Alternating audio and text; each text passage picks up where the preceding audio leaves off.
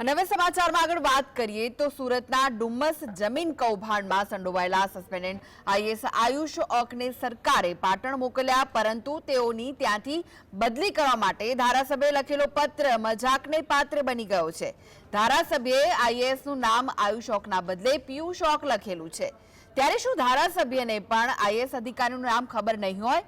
તેને લઈને ધારાસભ્યનો પત્ર મજાકનો પાત્ર બન્યો છે।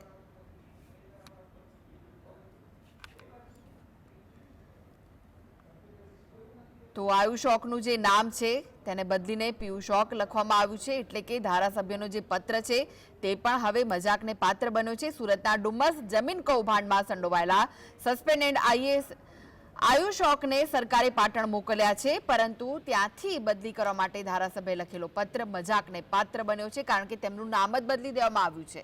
આ વિશે વધુ માહિતી માટે જોડાઈ ગયા છે સંવાદદાતા અલ્કેશ। અલ્કેશ, આ સમગ્ર મામલે શું વિગતો બહાર આવી રહી છે?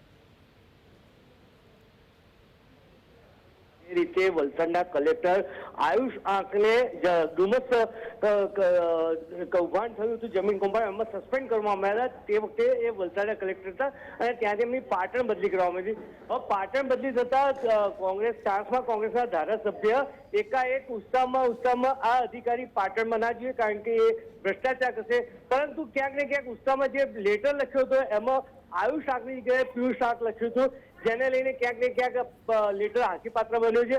પરંતુ એ વાત નક્કી છે કે ભલે નામ ફેર થઈ ગયું હોય, પરંતુ જે રીતે ભ્રષ્ટાચાર થયેલા અધિકારીઓને પાટણમાં ના જોઈએ એવી માંગ ઉઠી છે, અને જો આવશે તો આંદોલન કરવામાં આવશે એવી વાત લેટરમાં થઈ છે। જી કૃષ્ણા। જી આભાર માહિતી આપવા માટે અલ્કેશ।